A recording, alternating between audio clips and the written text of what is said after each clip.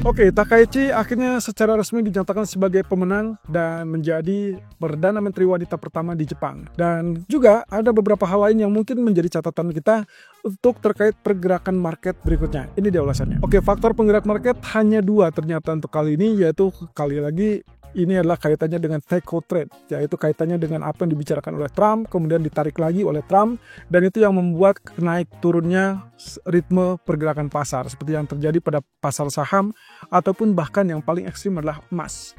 Nah, kemudian juga terkait dengan kondisi politik di Jepang, yang memang hari ini sudah secara resmi setelah memenangkan suara mayoritas di DPR, maka Takaichi bisa bernafas lega karena berarti untuk masuk ke majelis tinggi atau dewan tinggi relatif lebih mudah dan relatif terbuka untuk menjadi Perdana Menteri resmi. Dan ini berarti menandakan era di mana kebijakan longgar fiskal itu akan kembali terjadi dan mirip dengan apa yang terjadi pada pendahulunya yaitu Shinzo Abe. Nah, kira-kira apakah ini akan membuat USD Japanese Yen mengalami kenaikan lebih tinggi lagi? Kurang lebih level 153 di minggu lalu, apakah itu bisa ditembus atau tidak? Ini yang perlu kita nantikan sampai ke akhir pekan ini. Oke, Trump sepertinya kembali berkoar-koar. Kalau Anda perhatikan dari beberapa media yang dipublish dan juga sempat mengatakan kalimat yang hampir sama, pengulangan-pengulangan terkait dengan ancaman, nada ancaman, dan juga kaitannya dengan tarif. Lagi-lagi bisa dibilang ini adalah permainan dari kata-kata ataupun kalimat Trump. Entah itu hanya sekedar gertakan atau memang akan terjadi realisasi seperti yang disampaikan oleh Trump. Jadi kalau misalkan kalimatnya adalah terkait dengan kalau misalkan tidak terjadi kesepakatan, maka akan dikenakan tarif dan 155% tarif itu akan menanti China. Kurang lebih kalimat seperti ini yang mungkin bisa dibilang tidak disukai ya oleh China, dan kita belum tahu respon China seperti apa. Tapi yang jelas, Trump sendiri masih cukup optimis bahwa dalam pertemuan mendatang dengan Xi Jinping itu akan relatif mendapatkan kesepakatan, termasuk pertemuan antar dua delegasi negara tersebut yang akan diagendakan untuk minggu ini di Malaysia. Nah, jadi akan ada dua agenda berturut-turut minggu ini, yaitu kaitannya dengan pertemuan antara Scott Bessent dan tim, lalu kemudian juga dengan tim ataupun perwakilan dagang dari China. Ya, kita lihat di situ wakil Perdana Menteri China, He Lifeng, juga akan bertemu seperti sedia kala. Dan kemudian minggu depannya itulah pertemuan puncak antara kedua pemimpin negara, yaitu Xi Jinping dan juga Trump, yang dikategorikan penting dan sangat urgent.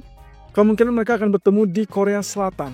Nah, yang cukup menarik adalah apa yang akan dibicarakan, lalu kemudian apa yang akan dicoba untuk dirangkup. Salah satunya tentunya ini kaitannya dengan pembelian soybeans ataupun kedelai seperti yang diminta oleh Trump terhadap China. Dan penekanannya, kalau memang ternyata itu tidak diwujudkan, maka bagi Trump sangat layak untuk melakukan kebijakan tarif tersebut. Nah, tapi juga ada yang cukup menarik lagi yang memang tidak bisa terlupakan adalah terkait dengan aturan pengetatan ataupun pengetatan kebijakan dari masalah rare earth mineral.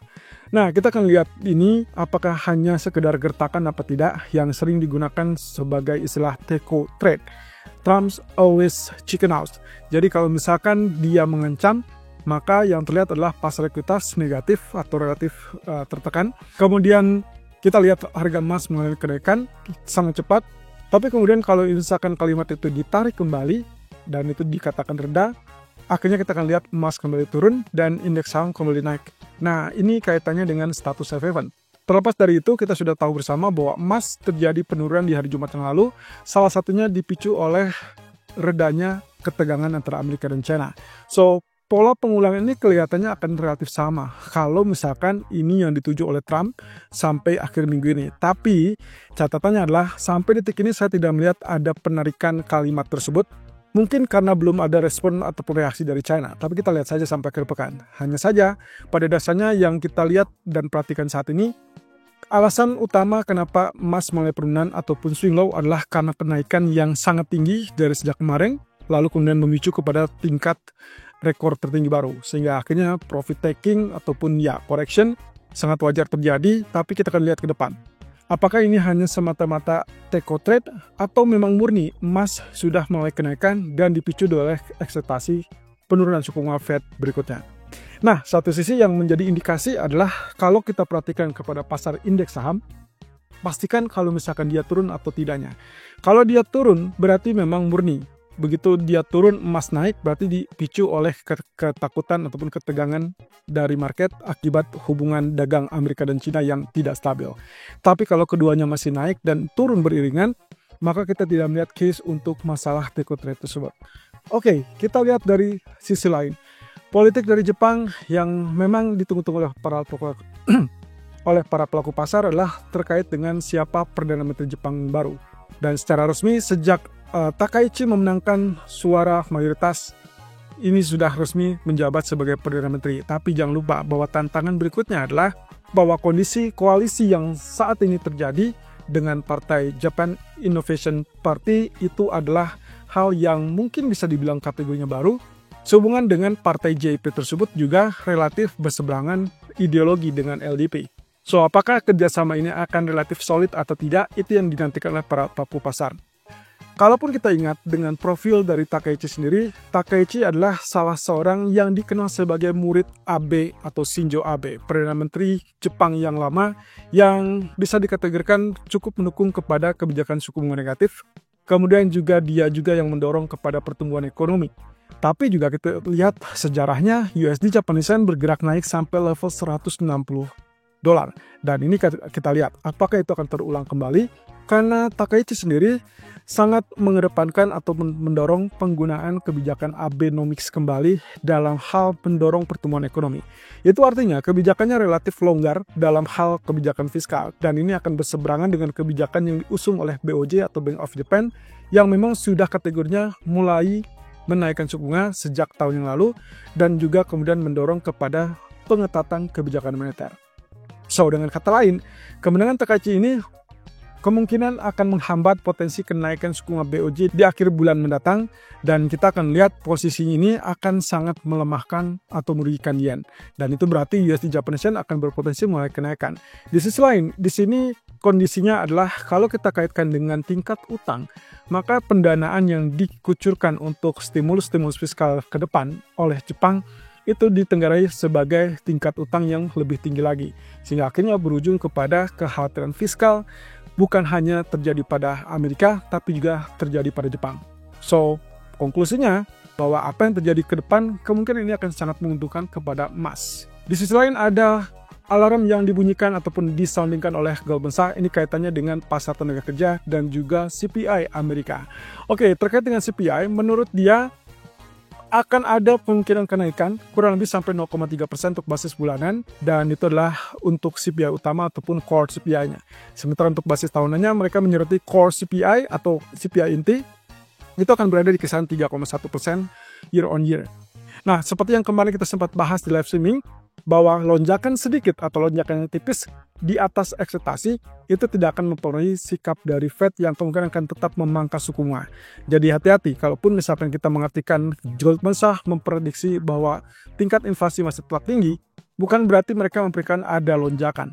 So, selama tidak ada lonjakannya terlalu ekstrim, maka ini hanya diperkirakan hanya relatif sedikit membuat market shock. Tapi tidak demikian dengan kebijakan Fed yang masih tetap akan turunkan suku bunga.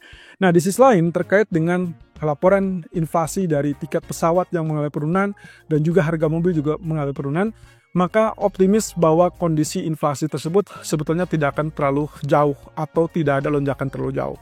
Terkait dengan kebijakan tarif yang juga mendorong kepada inflasi, juga ditenggarai kemungkinan sudah ada tanda-tanda perubahan ataupun relatif tidak terlalu tinggi.